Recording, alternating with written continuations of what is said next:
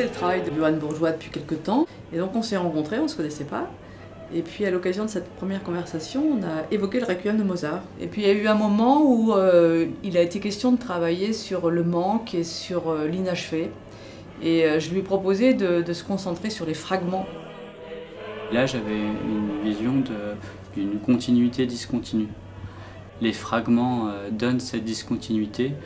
À travers cette vision extrêmement simplifiée de la dramaturgie, j'avais envie qu'il y ait une forme de flux continu, de mouvement. J'avais envie que toutes les situations puissent sembler naître de cette première scène qui est chute des corps. On a beaucoup échangé avec Johann Bourgeois et aussi Antoine Gary, qui est le compositeur qui a écrit les interstitiels électroniques. Nous sommes allés les voir quand ils étaient en résidence, parce qu'ils ont cherché beaucoup, ils ont écrit au plateau beaucoup. Et toute cette genèse a été très touchante parce qu'on était en recherche.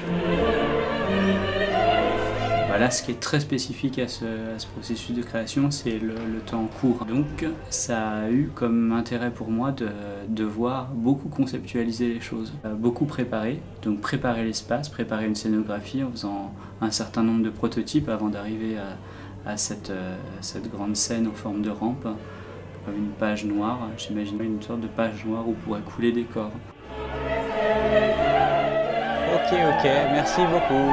Bon, c'est juste de la matière, hein. C'est une matière qui nous plaît énormément et à la fois il y a déjà une première perspective de composition par insistance et par transformation un peu permanente, comme une grande métamorphose pour aller vers quelque chose.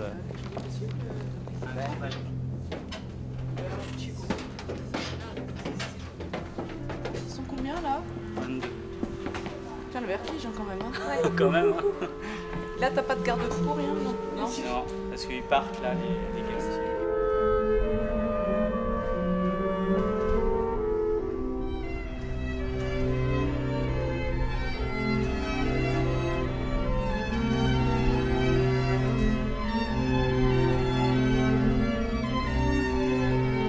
Ce qui était évident, c'est que je voulais pas qu'il y ait a priori de distinction d'apparence entre les chanteurs et les danseurs. Je voulais qu'on ait le sentiment qu'il y ait une petite humanité.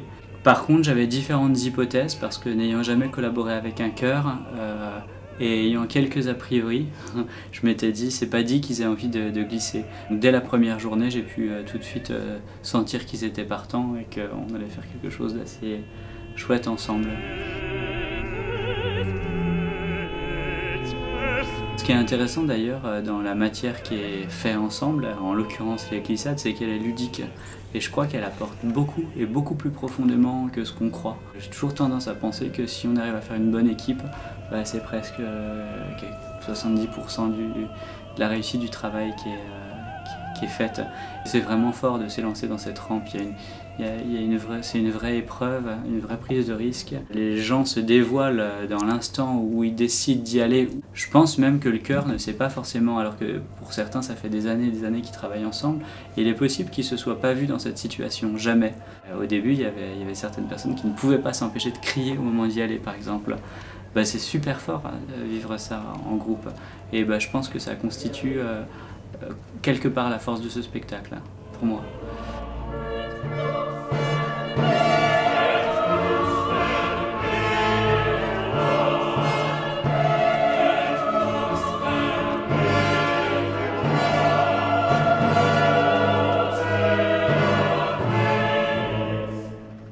Alors mon équipe dans ce projet, elle est constituée de personnes qui viennent d'endroits assez différents.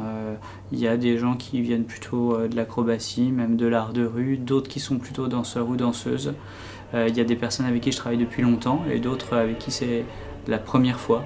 Donc c'est un groupe assez hétérogène et en fait pour moi peu importe en quelque sorte d'où ils viennent. Enfin, c'est sûr qu'il y a des prérequis.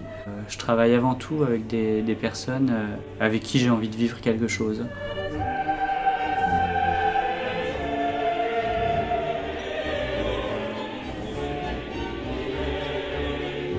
On avait une équipe de solistes formidables avec les sopranos Hélène Carpentier et Nathalie Pérez. Et puis les altos, c'était Giuseppina Bridelli et Eva Zajcik. Le ténor Jonathan Abernethy et Christian Himmler en basse.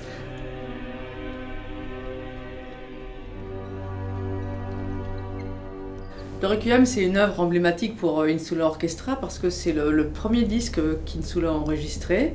Et je voulais que ça soit une œuvre très grand public, très populaire, mais pour autant avec une dimension musicologique et scientifique forte. Et je voulais aussi associer Accentus, qui est un partenaire naturel d'Insula.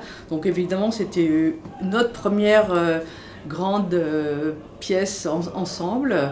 Et effectivement, les fragments, il n'y a pas tellement d'occasion de les donner en concert parce que ça a un intérêt dramatique, oui, et musicologique, mais en concert, ça n'aurait pas tellement de sens. Et du coup, c'était vraiment l'occasion de ce projet, de les présenter. Et il y a des fragments qui sont vraiment impressionnants et on mesure le manque qu'on a de ne pas avoir le reste. Mais en tout cas, c'est plutôt une variation du premier travail matriciel de Mozart.